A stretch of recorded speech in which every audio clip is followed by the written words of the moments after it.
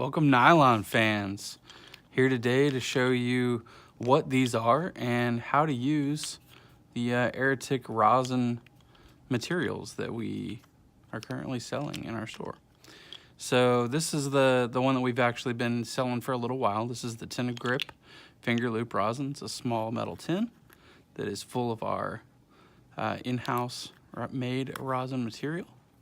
And this is our new one. This is calling them the rosin puck, and it's a loose piece of rosin that's inside of a small container. So we'll give you a breakdown on how to use each one. A couple of things to keep in mind is that these are not made to be in super duper hot temperatures, so you want to kind of treat them like Carmex or chapstick. Don't leave it on the dash of your car or any place that you wouldn't want it to melt.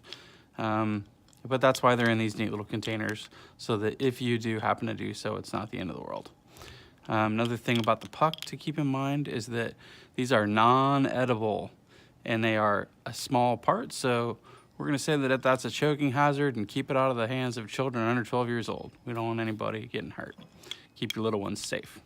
So real quick, let's grab some yahoos here and we'll show you exactly what's going on with how to use these.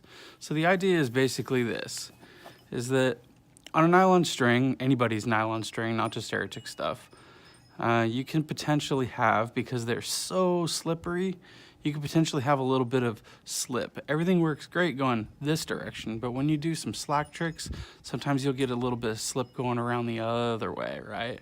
Just a little bit of kind of like loose string. So what we did is we came up with one possible solution to do that, to kind of combat that problem.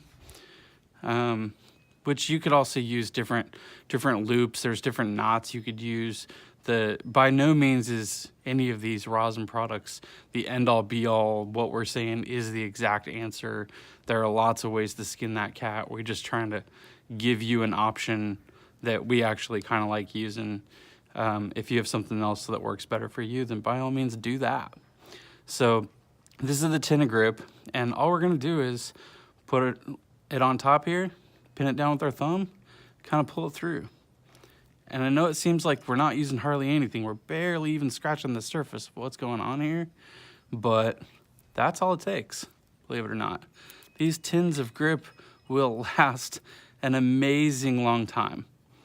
So, I mean, there's so much rosin in these things that it's borderline lifetime supply. So just get a little bit on there like that, no big deal, right? Put your loop back on, and then what you end up with is a loop that doesn't slip either direction, right? See that? No slipping at all. And this isn't sticky on my hands. It's not like sticky to the touch. It's all good to go. And now I have a loop that just absolutely does not budge, no matter what, right? But it comes off just fine, no problem. Doesn't feel gooey, nothing weird. Okay, so same kind of thing goes for our new pucks, right? This is one I've actually been using for a little while. So just take it out of there, and it's the same sort of deal here. So you're just gonna take the loop, you can pin it down, rub that against there. You could do it on the side. If you wanted to maybe put it on a table and rub the stuff onto there.